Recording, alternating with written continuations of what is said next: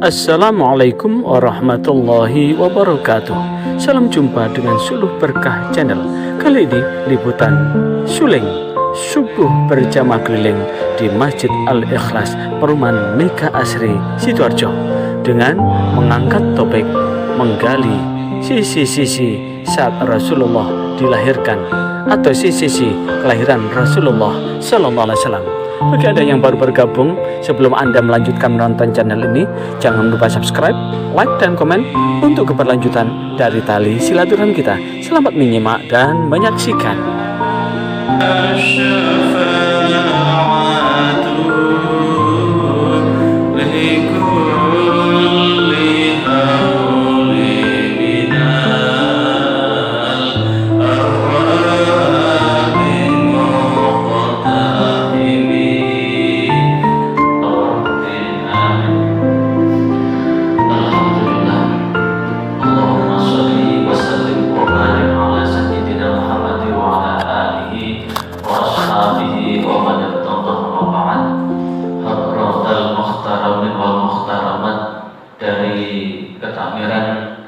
Masjid Al-Ikhlas, hadirin hadirat yang berbahagia, syukur alhamdulillah Allah berkenan memberikan kesempatan dan kesehatan buat kita semua hingga kita bisa melaksanakan sholat subuh berjamaah.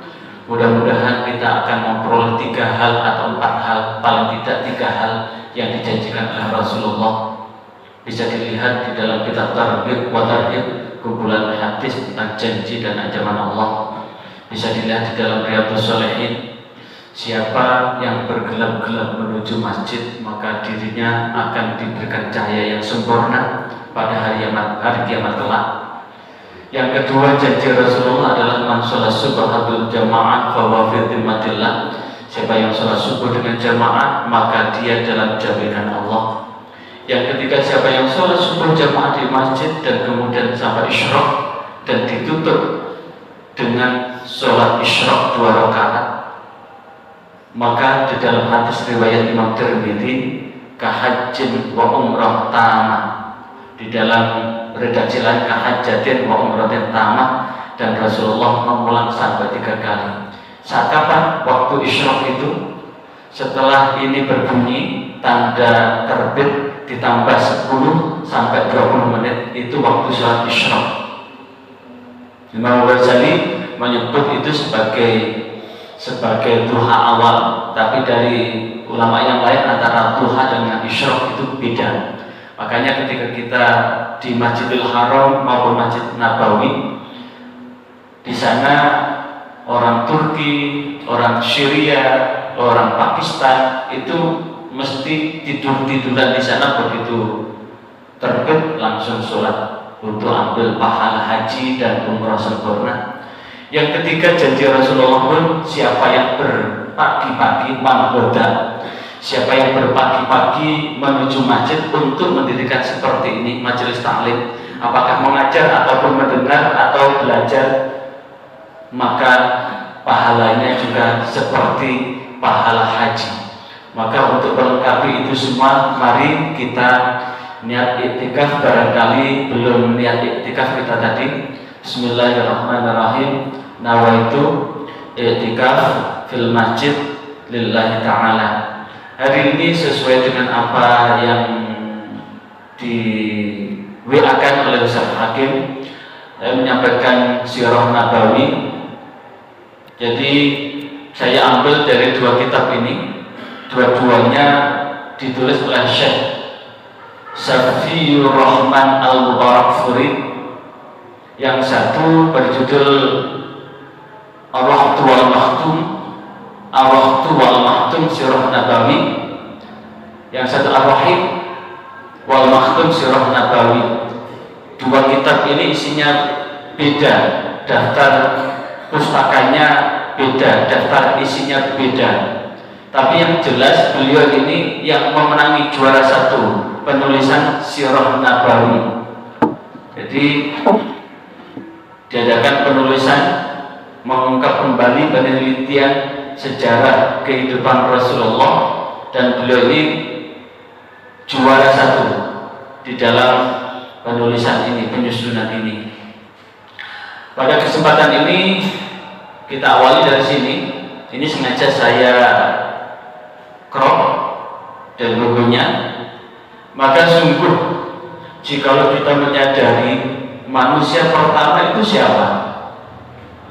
Nabi Adam. Manusia pertama itu Nabi Adam. Berarti seluruh manusia di muka bumi ini adalah anak cucu Nabi Adam. Tanpa kecuali suku, agama, ras, golongan, semua adalah anak cucu Nabi Adam. Maka sebagai anak cucu Nabi Adam, di dalam Al-Quran surah Al-A'raf, wa idh akhadha rabbuka min bani adama min dzurriyyahim wa asyhadahum alastu bi rabbikum qalu bala syahidna. Seluruh anak cucu Nabi Adam ini diminta persaksian oleh Allah saat kita masih min Bani Adam, di tulang punggung anak cucu Adam, berarti di alam ruh kita diminta wa asyhadahum, dan kita diminta persaksian alastu bi rabbikum, bukankah aku ini Tuhanmu? Maka kita semua menjawab qalu bala syahidna, kami bersaksi tidak ada Tuhan yang berhak disembah kecuali Engkau. Berarti kalau ini substansinya, bahwa setiap manusia tanpa kecuali membawa iman tauhid la ilaha illallah Muhammadur Rasulullah, sehingga tidak salah jika dasar negara kita Pancasila, sila pertama adalah ketuhanan yang Maha Esa. Ini mengidentikan bahwa Tuhan itu adalah ahad, Allah itu ahad, Allah itu satu, tidak banyak. Kalau Tuhan itu banyak, maka tentu akan ada persaingan Tuhan. Tapi ingat ketika manusia dilahirkan ke dunia ini, sekali lagi, ingat ketika manusia dilahirkan ke dunia ini, sebagaimana hadis qudsi yang dikutip oleh Ibnu Katsir, bisa dibuka di tafsir Ibnu Katsir surah Ar-Rum, surah nomor 30 ayat 30. A'udzubillahi minasyaitonir rajim. Faqim wajhaka lid-dini hanifa fitratallahi fataran nasi 'alaiha la tabdila li khalqillah dzalika dinul qayyim walakinna aktsara nas la ya'lamun. Ibnu Katsir mengutip hadis qudsi. Dari tafsir itu ada beberapa hadis, di antaranya adalah hadis qudsi Allah menegaskan inni khalaqtu ibadi hunafa, sesungguhnya aku ini menciptakan hamba-Ku yang hanif. Hanif itu adalah tetap pada fitrah kalimat tauhid la ilaha illallah. Sekali lagi, Allah menciptakan manusia itu adalah hanif. Hanif itu adalah fitrah Allah lati fatarana sa'aliha, tetaplah pada fitrah Allah itu, dan tidak ada ganti atas fitrah itu. Namun faja'at lahum asyayatin, maka datanglah buat hamba-hamba itu setan. Untuk apa?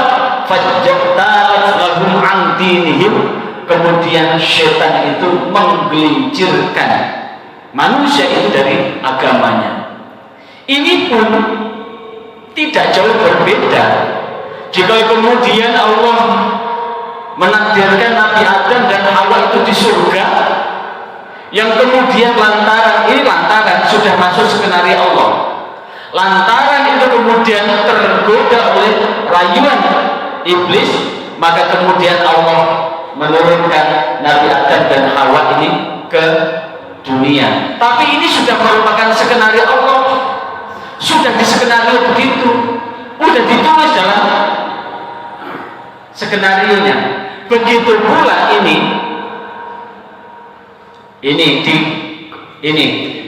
begitu pula Nabi Ibrahim. Nabi Ibrahim setelah menikah dengan Siti Sarah, Sayyidah Sarah, ini tidak kunjung dikaruniai anak. Sekali lagi, Sayyidah Sarah tidak kunjung dikaruniai anak, dan kemudian di tengah kegelisahan kegalauan yang kebetulan atas kebaikan Siti Sarah, Raja Fir'aun di sini disampaikan Raja Fir'aun itu punya putri namanya Sayyidah Hajar. Jadi Sayyidah Hajar itu adalah putri raja. Di sini diterangkan bahwa Sayyidah Hajar itu adalah putri Raja Fir'aun, orang yang terhormat di Mesir. Di dalam riwayat lain adalah putri Raja Kipti. Sengaja dihadiahkan kepada Siti Sarah untuk apa? Untuk membantu Sayyidah Sarah di dalam urusannya. Tapi orang-orang Yahudi mengatakan bahwa Siti Hajar itu budak, bukan budak. Makanya orang Yahudi itu mengolok-olok orang Islam itu bahwa orang Islam itu adalah keturunan budak. Menghina betul itu. Jadi keturunan budak. Makanya di dalam Al-Quran disebutkan walan tardo ankal Yahudi walan nasab hatta tatabi' millatahu. Yahudi itu tidak pernah ridho, karena memang orang Yahudi itu merasa yang paling mulia. Lah, namun bertahun-tahun tidak kunjung punya anak, tidak kunjung hamil Siti Sarah itu. Maka Siti Sarah itu meminta kepada Nabi Ibrahim supaya menikahi Siti Hajar. Namun apa yang terjadi ketika Siti Hajar hamil, namanya manusia ya, tentu ada kecemburuan. Namanya manusia itu tentu ada kecemburuan. Walaupun ini istri seorang Khalilullah, kekasih Allah, tetap aja cemburu. Atas kecemburuan itulah yang kemudian Siti Sarah terbakar api cemburu. Dia memaksa Nabi Ibrahim untuk melenyapkan Hajar dan putranya yang masih kecil, dan disuruh membunuh itu. Di dalam Kamus Sirah Nabawi, Siti Sarah sampai mengatakan, Mas Ibrahim, nyahkan Sarah itu, nyahkan Hajar itu sampai aku tidak bisa melihatnya kembali. Maka beliau membawa keduanya keluar dari Palestina, dan dalam posisi belum tahu arah tujuan. Maka kemudian Allah memberikan firman kepada Nabi Ibrahim sebagaimana diabadikan di dalam Al-Quran surah Al-Hajj ayat 26, wa idh bawwa'na li Ibrahim. Dan ingat ketika Allah memilihkan tempat kepada Ibrahim, yaitu Baitullah yang sekarang kita kenal dengan Ka'bah itu. Nah, itulah yang kemudian, dan selepas itu ditinggal.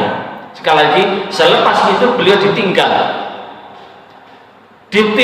di suatu lembah yang tiada ditumbuhi tanaman, yang tepatnya di lembah Bakkah, di Baggatal Mubarak, lembah Bakkah, lembah yang menyerupai mangkok, yang dimuliakan, yang diberkahi, lembah yang menyerupai mangkok. Kenapa? Karena lembah itu dikelilingi gunung. Saat itulah kemudian yang ada hanya gundukan, rasa gundah itu mulai menggelayuti pikiran Nabi Ibrahim. Beliau menoleh ke kanan, ke kiri, lalu meletakkan putranya di dalam tenda itu. Tepatnya di dekatnya mata air Zam-Zam yang belum keluar, hanya sebuah padang pasir aja, dan diletakkan di dalam tenda. Dan di tempat itu tak seorang pun manusia yang ada, dan tidak ada air sama sekali, hanya ditinggali satu gerbo air. Satu gerbo itu apa? Kulit kambing yang dijahit pinggirnya, sehingga kulit kambing itu menjadi tempat minum, hanya ditinggali itu. Dan korma secukupnya, setelah itu ditinggal. Nah, saat ditinggal itulah sebagaimana diceritakan di dalam Qamus Qisasul Anbiya, Siti Hajar langsung memegang bajunya Nabi Ibrahim. Saat dipegang baju Nabi Ibrahim itu, kemana mas kau pergi? Kemana engkau akan pergi? Apakah ini atas perintah Allah atau perintahnya Mbak Yusarah? Nabi Ibrahim dengan bercampur aduk pikiran perasaannya, Nabi Ibrahim berkata, ini adalah perintah Allah.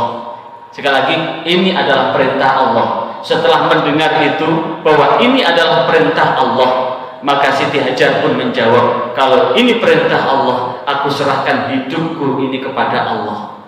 Aku serahkan hidupku ini kepada Allah. Dan di situ Nabi Ibrahim meninggalkan dan tidak pernah kembali, baru kembali setelah 13 tahun kemudian. Tapi setelah 13 tahun kemudian apa yang terjadi dalam perjalanan sebagaimana diabadikan di dalam Al-Quran surah As-Saffat ayat 99 sampai 105. Di sana Nabi Ibrahim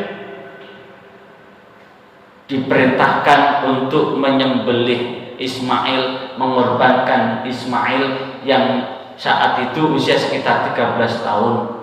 Dan di saat itulah yang kemudian yang terjadi adalah itu pertemuan pertama. Kita bisa membayangkan, tapi begitu pula keteguhan, ketangguhan dari Nabi Ismail dan Siti Hajar betul-betul luar biasa. Termasuk Nabi Ismail menjadi anak yang soleh itu betul-betul luar biasa. Karena selepas itu Nabi Ibrahim melaksanakan udhiyah. Selesai itu Nabi Ibrahim balik lagi. Setelah balik lagi ngindangi lagi. Saat ngindangi usia sudah dewasa Nabi Ismail. Nabi Ismail dewasa, sudah didapati Nabi Ismail sudah menikah. Saat sudah menikah, maka kemudian mendapati istrinya Nabi Ismail ini tidak menunjukkan sebagai anak yang sebagai menantu yang solihah. Mertua datang diabaikan, tidak disumanggakno, ada air tidak disuguhi. Beda dengan menantu yang baik kan, semuanya walaupun suaminya tidak ada, walaupun semua suaminya tidak ada, tetap dilayani. Nah, tapi ini tidak diabaikan, malah mengeluh. Saat itulah kemudian Nabi Ibrahim berpesan, nanti kalau suamimu datang, bilangi suruh mengganti palang pintu belakang. Suruh ganti palang pintu. Nabi Ismail telepati sudah bisa mendengar, sudah bisa memahami ternyata istrinya tidak solihah, dan mengganti palang pintu berarti menceraikan istrinya, ditinggal. Beberapa tahun kemudian datang lagi, didapati Nabi Ismail sudah menikah lagi. Betul-betul menantu yang solihah. Saat menjadi menantu yang solihah ini, maka kemudian Nabi Ibrahim berpesan, nanti suamimu kalau sudah datang, suruh memperkokoh palang pintu di belakang. Berarti tanda bahwa istrinya Nabi Ismail yang kedua ini adalah istri yang solihah dan suruh mempertahankan rumah tangganya. Dan dari pernikahan yang kedua ini, Nabi Ismail dikaruniai 12 putra. 12 putra dari Nabi Ismail ini menyebar ke seluruh jazirah Arab, termasuk diantaranya salah satu keturunan Nabi Ismail yang beranak pinak menjadi orang Bahrain yang kemarin jadi modus ketika melawan timnas itu. Jadi dari 12 putra itu ternyata tidak baik semua. Sekali lagi, dari 12 putra itu ternyata tidak baik semua. Sama persis, selepas 13 tahun kemudian Nabi Ibrahim pun dikaruniai putra dari Siti Sarah, lahirlah Nabi Ishak. Nabi Ishak punya beberapa putra, satu putra dan beberapa putri. Putranya itu adalah Nabi Yakub. Nabi Yakub punya 12 putra, 10 putra dari istri pertama, kemudian 2 putra dari istri keempat. Dari 12 putra ini pun tidak menghasilkan anak yang baik. Yang paling bagus akhlaknya ya Nabi Yusuf.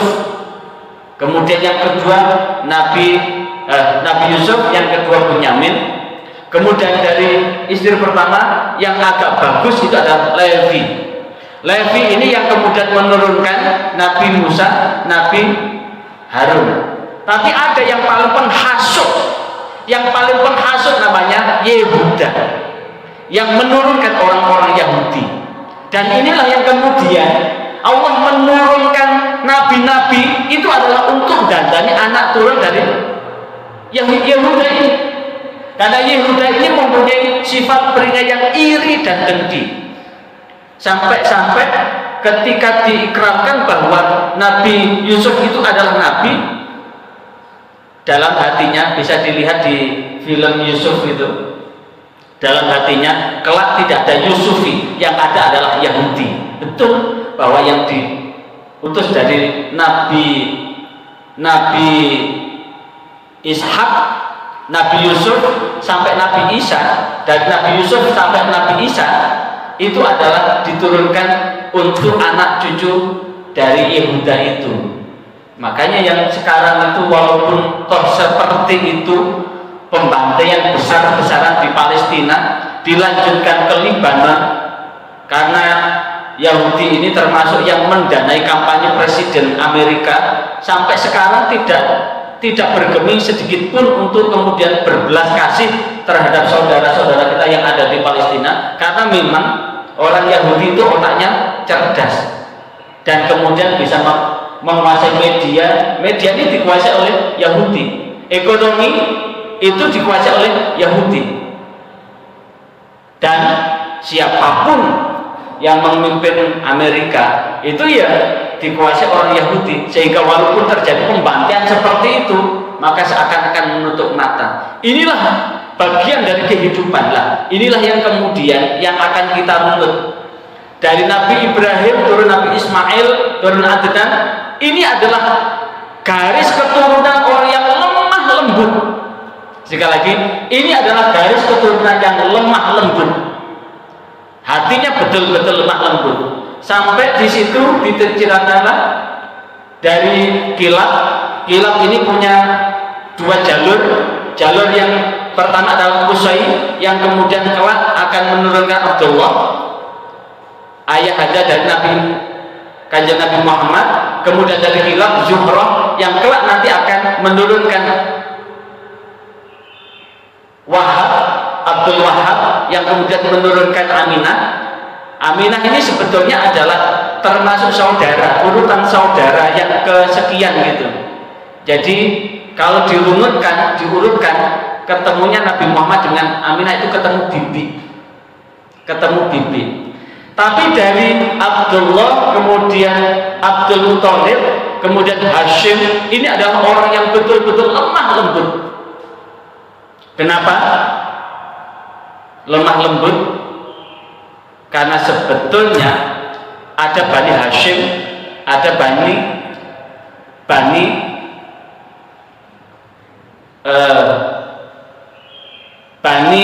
Umayyah. Kebetulan Bani Hashim ini dari Abdi Manaf, dan Bani Hashim ini kemudian ini termasuk orang yang lemah lembut. Cuma beliau takdirnya hampir sama dengan Abdullah. Jadi beliau wafat di Syria saat istrinya hamil. Hashim ini menikah dengan orang Syria dan beliau wafat saat istrinya hamil. Dan Hashim ini punya putra Abdul Muthalib ini. Jadi Hashim ini hanya punya putra satu di situ, yaitu Abdul Muthalib, tapi namanya Syaibah. Syaibah ini orang yang berambut putih. Karena berambut putih kemudian dikasih nama Syaibah, orang yang beruban. Nah, saat Hashim ini umur sekitar 8 tahun, saudara-saudaranya Hashim dari Abdul Manaf, diantaranya adalah Muthalib, ini kemudian ketemu di Syria, dibawa pulang. Saat dibawa pulang ini dikiranya adalah budaknya Muthalib.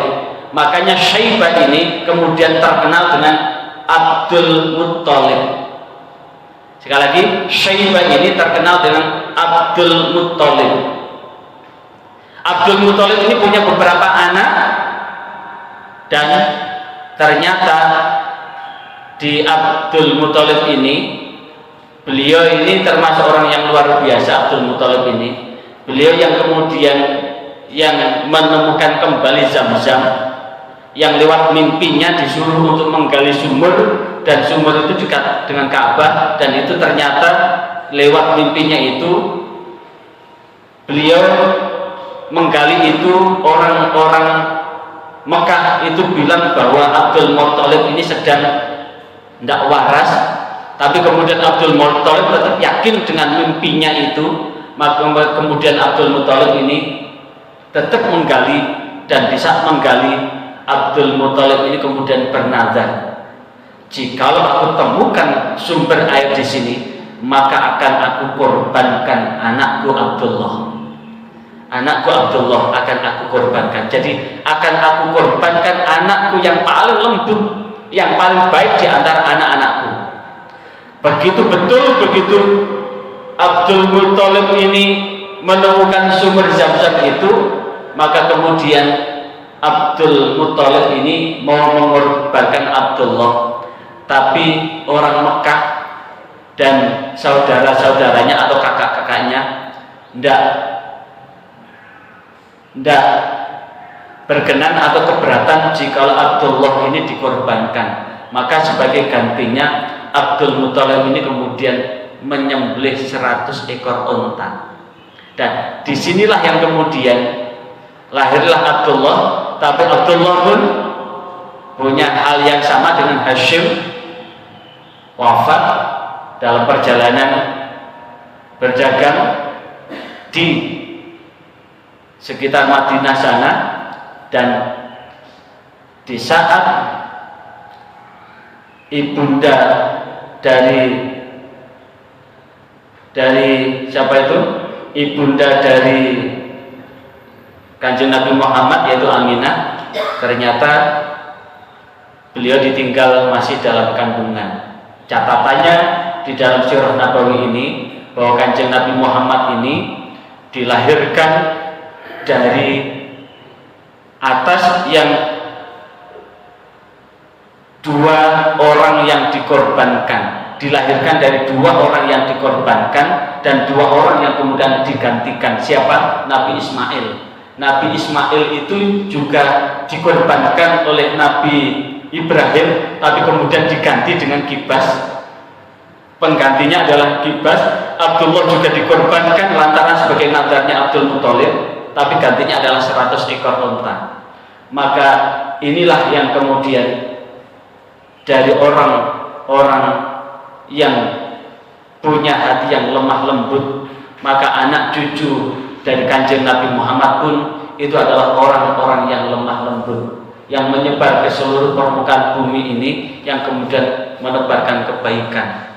Jadi kalau kemudian keturunan Rasulullah itu adalah orang-orang yang lemah lembut, orang yang santun, karena dari jalur dari Nabi Ibrahim sampai Kanjeng Nabi Muhammad ini adalah orang-orang yang lemah lembut semuanya. Dari Abdullah, kemudian Abdul Muttalib, naik ke Hashim, naik ke Abdi Manaf, ke Qusay, ke Kilab, ke Murrah, ke Ka'ab, ke Lu'ay, seterusnya sampai Nabi Ibrahim adalah orang yang lemah lembut, orang yang punya kegigihan.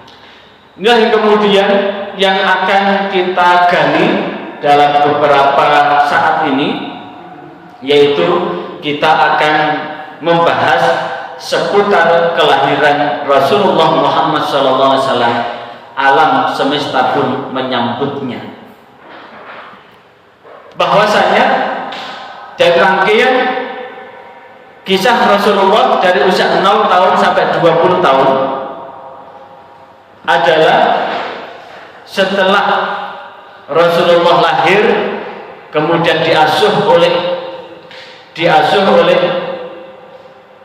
Halimah dari Bani As-Sa'diyah sampai usia 4 tahun, kemudian 2 tahun diasuh oleh ibunya, usia 6 tahun diasuh oleh kakeknya, usia 8 tahun diasuh oleh pamannya Abu Thalib, dari pamannya yang paling tidak punya.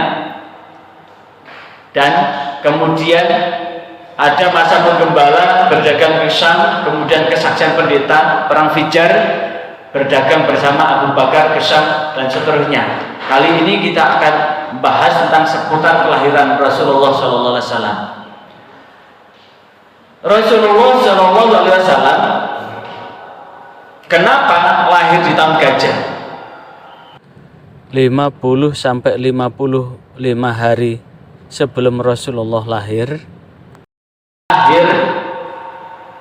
Mekah diserang oleh Abraha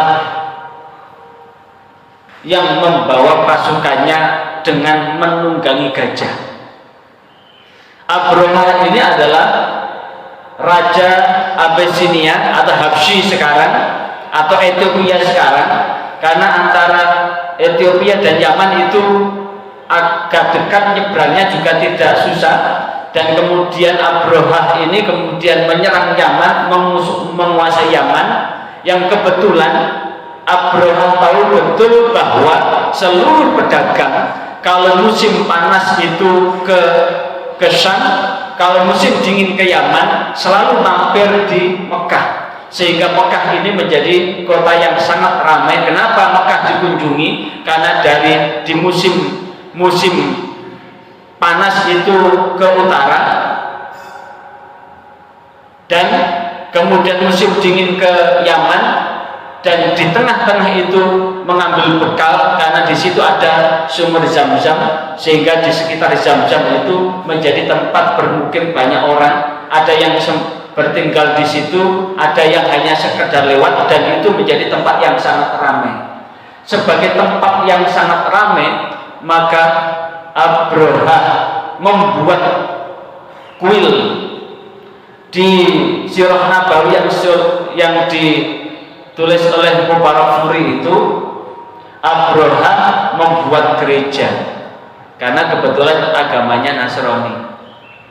Membuat gereja, tapi gereja tidak seramai Ka'bah. Maka inilah yang kemudian hasutnya Abraha ini ingin menghancurkan Ka'bah, sehingga diabadikan di dalam Al-Quran surah Al-Fil, surah gajah, alam tara kaifa fa'ala rabbuka bi ashabil fil alam yaj'al kaidahu fi tadlil wa arsal 'alaihim tayran ababil tarmihim bi hijaratin min sijil faj'alahum ka'asfin ma'kul. Tahukah engkau tentang pasukan bergajah? Nah, itulah yang kemudian pasukan bergajah ini dihancurkan dengan burung ababil. Burung ababil ini sebetulnya adalah burung merpati. Sekali lagi, burung ababil itu sebetulnya burung merpati. Pertanyaannya, kenapa burung merpati ini bisa membawa, di situ kalau diterjemahkan tarmihim bi hijaratin min sijil, melempari pasukan bergajah itu dengan batu dari neraka sijil. Kenapa dari neraka sijil? Karena ketika batu dilemparkan itu seperti peluru, sehingga menghancurkan Abraha dengan pasukannya, termasuk gajahnya, mati semua. Fajal ka'asumakul, seperti daun yang dimakan ulat. Tentu itu adalah semua dalam kuasa Allah. Kalau Allah menghendaki batu yang dibawa oleh burung merpati itu adalah batu yang panas, maka kuasa Allah menang untuk menjadikan itu. Ketika diambil oleh burung ababil atau burung merpati itu dingin, maka kemudian ketika dilemparkan ke Abraha dengan pasukannya menjadi panas, itu adalah kuasa Allah. Sama proses ketika Nabi Ibrahim dilemparkan ke api. Ketika dilemparkan ke api itu panas. Api itu panas. Tapi kemudian ketika hendak masuk ke jilatan api, kuni bardan wa salama. Jadilah api, jadilah engkau api, bardan, dingin, wa salaman, dan selamatkan Nabi Ibrahim Apa yang terjadi di dalam api itu? Nabi Ibrahim tidak merasakan panas, tapi merasakan seperti berada di taman yang sangat indah. Maka sama persis ketika burung ababil ini membawa batu, kemudian ketika menembus pada Abraha dengan pasukannya menjadikan panas, itu adalah kuasa Allah. Makanya ini termasuk undang hukum yang tidak tertulis. Jadi Allah itu menjanjikan melindungi. Jadi burung merpati yang ada di sekitar Mekah ini adalah tidak ada undang-undang yang melindungi burung merpati itu, tapi Allah melindungi burung merpati itu, dan kemudian burung merpati ini tetap bisa hidup berdampingan dengan orang-orang yang melaksanakan ibadah di sana. Ada 3 riwayat tentang burung merpati yang ada di Mekah. Yang pertama adalah ada yang berpendapat bahwa burung merpati yang ada di Mekah itu adalah burung yang diutus oleh Nabi Nuh saat banjir bandang itu, sehingga sebagai imbalannya suruh tinggal di Mekah. Ada yang berpendapat bahwa burung merpati yang ada di Mekah itu adalah burung ababil itu. Ada yang berpendapat bahwa burung merpati yang ada di Mekah itu adalah burung yang melindungi Rasulullah dalam kejaran orang kafir Quraisy ketika berada di Gua Thur. Tapi yang jelas saat Abraha menyerang ini, maka Allah tidak ridha sehingga Abraha ini hancur lebur di satu lembah antara Mina Musdalifah. Di antara Mina Musdalifah itu ada lembah, dan disitulah Abraha hancur.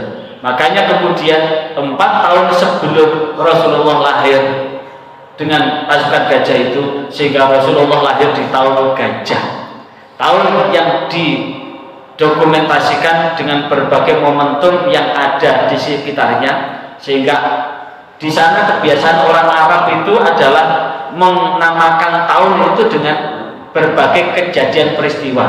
Nah, di tahun gajah inilah yang kemudian saya buka di HP saya ini ada kalender internasional. Kalau di Mubarak Furi itu lahir tanggal 22 April 571. Tapi di yang lain 20 April, lahir tanggal 20 April 571. Saya lihat di kalender ini, saya set terus sampai April 571 Masehi. Ternyata tanggal 20 April itu hari Senin Legi. Jadi Rasulullah itu lahir hari Senin Legi.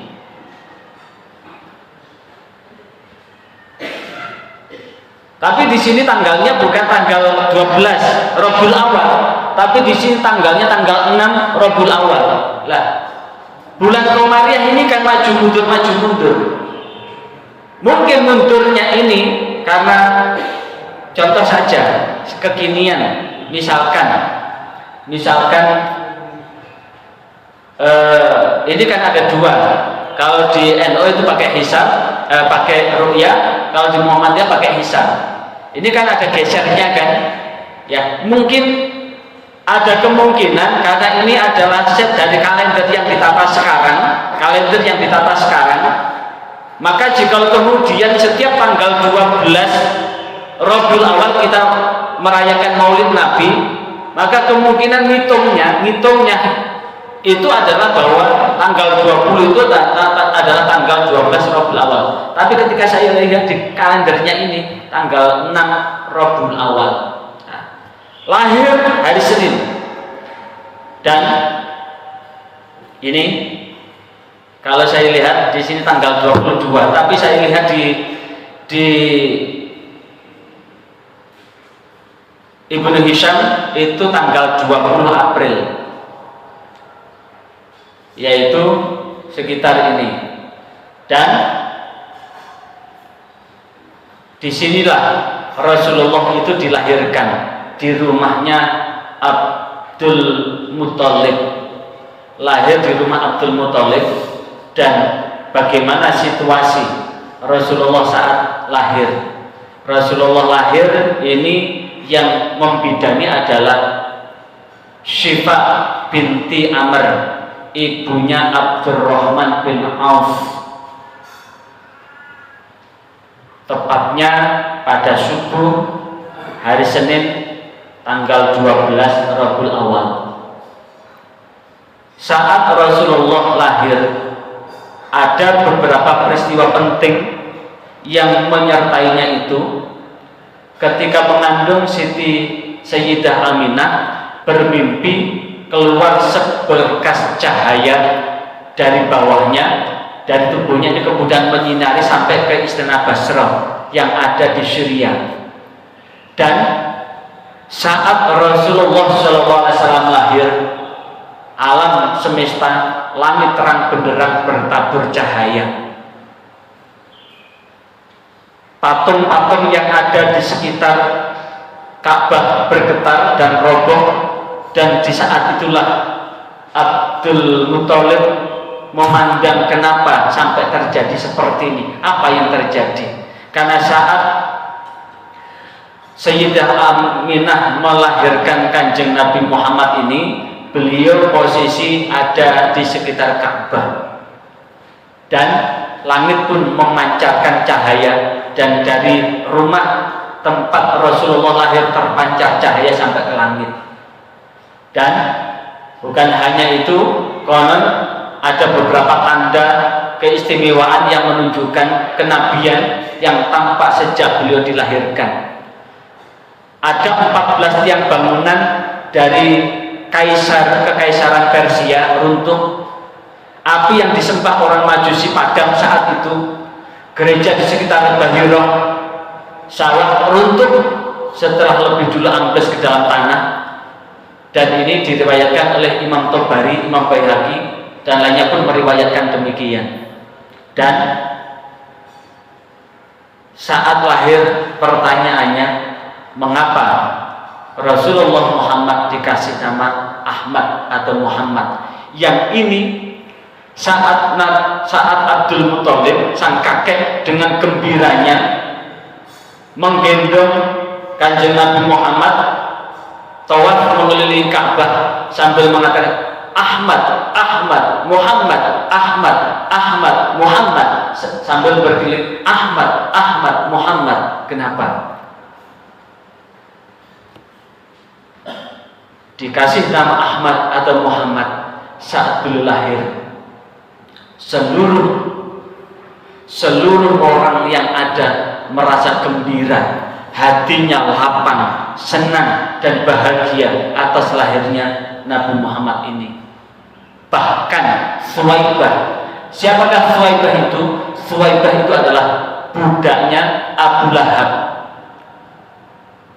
Suwaibah ini adalah budaknya Abu Lahab, wanita pertama yang menyusui Rasulullah saat Rasulullah dilahirkan, dan memberikan kabar kepada Abu Lahab, dan Abu Lahab merasa gembira atas lahirnya Kanjeng Nabi Muhammad.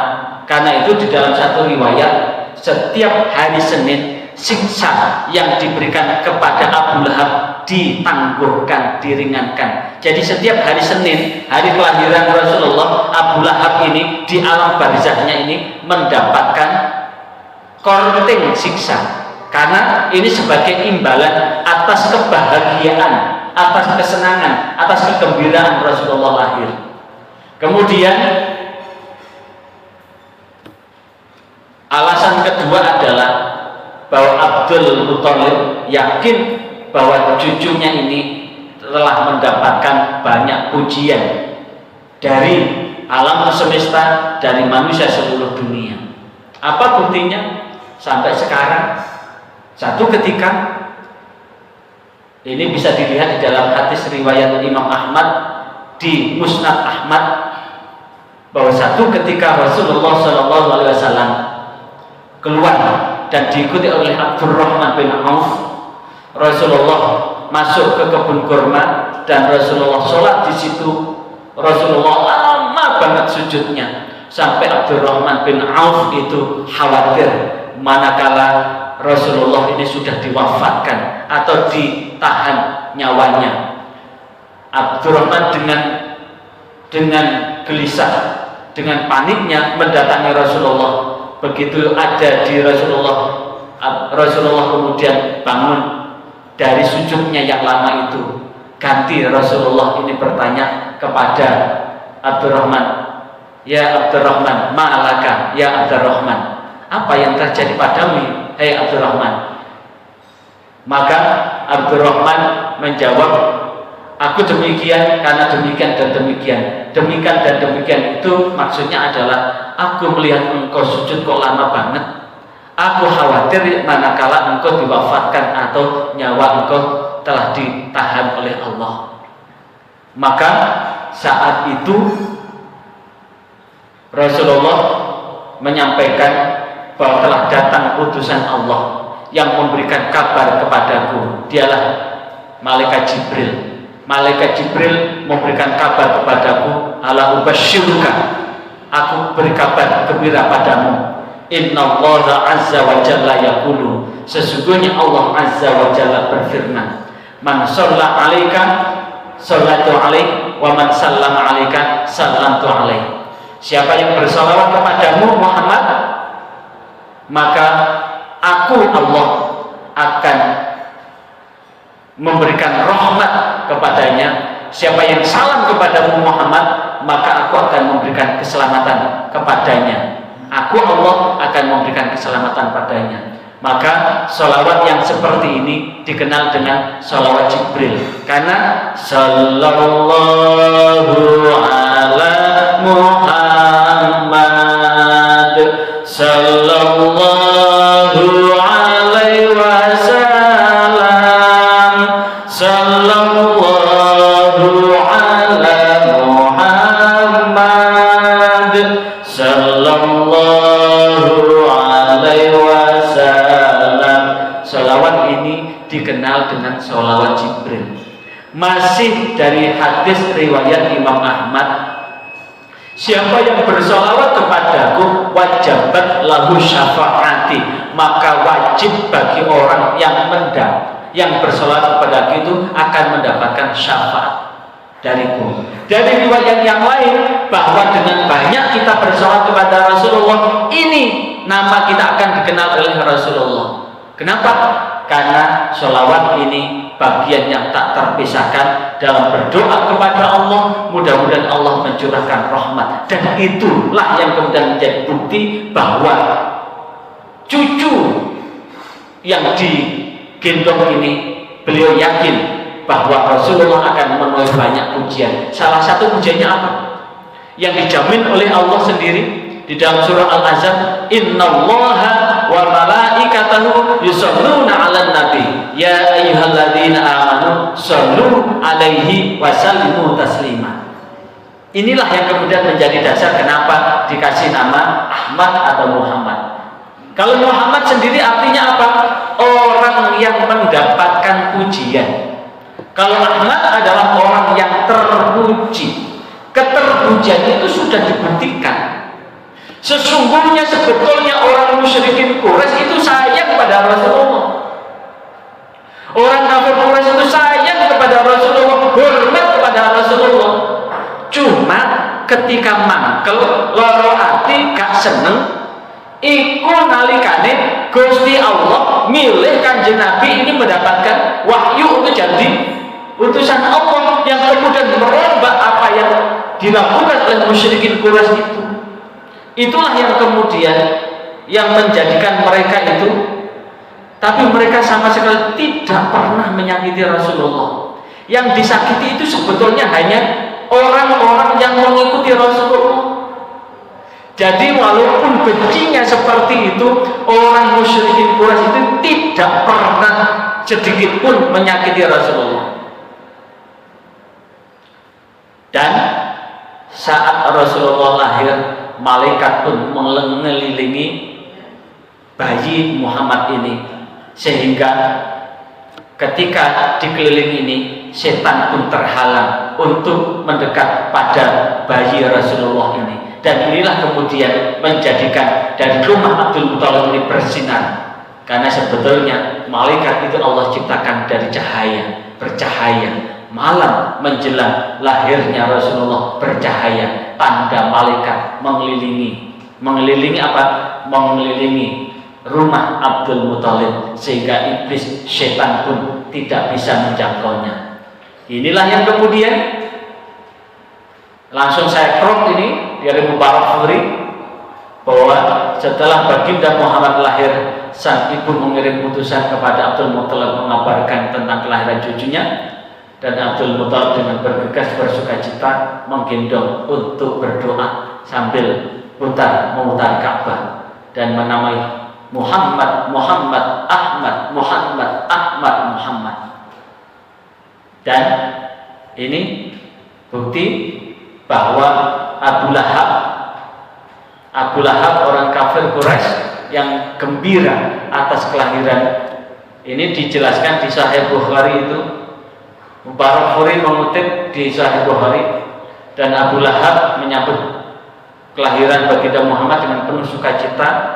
Ia memandang Nabi Muhammad sebagai pengganti adiknya, karena kebetulan Abu Lahab ini adalah kakaknya Abdullah. Jadi sekali lagi, tidak semua anak cucu Nabi itu menjadi orang baik. Tidak semua anak orang baik itu menjadi baik. Buktinya Abdul Muthalib itu punya beberapa anak, dan yang paling bagus baik akhlaknya adalah Abdullah. Abdullah punya kakak namanya dengan lakon Abu Lahab. Dan ketika Kanjeng Nabi Muhammad lahir itu, lihat Kanjeng Nabi Muhammad itu adalah merupakan representasi dari Abdullah. Dan itulah yang kemudian Abu Lahab pun bahagia atas kegembiraan itu. Dan siapa yang memberikan kabar bahwa Nabi Muhammad lahir adalah Suwaibah. Dan Suwaibah inilah yang kemudian lantas gembiranya Suwaibah Abu Lahab langsung menyatakan, kamu saya merdekakan, kamu sudah bebas, kamu sudah bukan budakku. Maka sebagai bentuk rahmat, Allah meringankan setiap hari Senin di alam barzahnya. Dan inilah personifikasi saya ambilkan dari cuplikan film Keluarga Abdul Muthalib. Ada filmnya kan? Film Keluarga Abdul Muthalib. Dan sebagai penutup, bahwa sesungguhnya salah satu kemukjizatan Rasulullah adalah Rasulullah itu ketika berdiri di antara orang yang paling tinggi, Rasulullah masih lebih tinggi dari orang yang berdiri itu. Ketika berdiri dengan orang yang paling pendek, Rasulullah pun lebih berdiri, lebih tinggi, tapi tidak terlampau berlebih. Rasulullah jejer di antara orang yang paling tampan, maka Rasulullah lebih tampan dari orang itu, tapi selisihnya tidak banyak. Rasulullah dengan jejer dengan orang yang paling jelek, Rasulullah lebih tampan, tapi selisihnya tidak banyak. Inilah adalah tanda bahwa Rasulullah itu adalah wa ma arsalnaka illa rahmatan lil alamin, wa ma arsalnaka illa rahmatan lil alamin. Sengaja Allah melahirkan, menurunkan baginda Muhammad, mengutus Rasulullah Muhammad adalah sebagai rahmat dari alam semesta ini. Karena alam semesta ini adalah merupakan pelajaran buat kita. Kenapa? Dari air kita akan belajar dalam ketenangan, hidup tenang. Air itu selalu tenang. Air itu akan selalu mengisi ruang-ruang yang kosong. Air itu tidak pernah naik, tapi air itu mengalir. Tapi ketika aliran itu sudah tidak ada yang lubang, maka air ini yang kemudian tetap tenang. Semakin tenang air itu, berarti air itu semakin dalam. Karena itu riak tanda tak dalam. Tapi semakin dalam air itu semakin tenang. Artinya apa? Dari air kita akan belajar ketenangan. Dari batu yang keras itu kita akan belajar akan arti sebuah ketegaran. Dari tanah kita akan belajar arti kehidupan, karena di tanah itu akan lahir kehidupan. Dari kupu-kupu kita belajar akan merubah diri. Kupu-kupu yang dari ulat, yang kemudian dia merubah menjadi kubu-kubu makhluk yang sangat disenangi oleh siapapun, maka dari kubu-kubu kita akan belajar merubah diri menjadi lebih baik. Dari padi kita akan belajar rendah diri, karena semakin berisi semakin merunduk. Dan dari Allah kita belajar akan kasih sayang yang sempurna, karena segala sesuatu itu akan sirna jikalau tidak diawali dengan bismillah, yaitu bismillahirrahmanirrahim. Dan kita melihat ke atas, semangat memperoleh apa? Melihat ke atas kita akan memperoleh semangat yang sempurna, pengabdian kita kepada Allah. Ke bawah kita akan belajar untuk apa? Bersyukur atas nikmat. Karena apa? Lihatlah orang yang ada di bawah kalian, maka ini akan menghasilkan syukur kita. Ke samping kita akan menebar semangat kebersamaan. Ke diri ini kita sadar bahwa diri kita ini banyak kesalahan, sehingga yang ada adalah bagaimana kita berusaha introspeksi. Ke depan kita melihat bahwa esok adalah buat kita, yang dapat kita lakukan adalah bagaimana kita akan berbuat yang lebih baik dan terus bergerak beramal sampai ajal menjemput. Mudah-mudahan ini dapat mengantarkan kita dalam menuju ridha Allah Subhanahu wa taala. Barangkali ada yang bisa didiskusikan, monggo. Demikian sholat subuh berjamaah keliling di Masjid Al-Ikhlas, Perumahan BK Asri Sidoarjo. Bagi Anda yang baru bergabung, jangan lupa subscribe, like, dan komen untuk keberlanjutan dari tali silaturahim kita. Sampai jumpa kembali. Wassalamualaikum warahmatullahi wabarakatuh.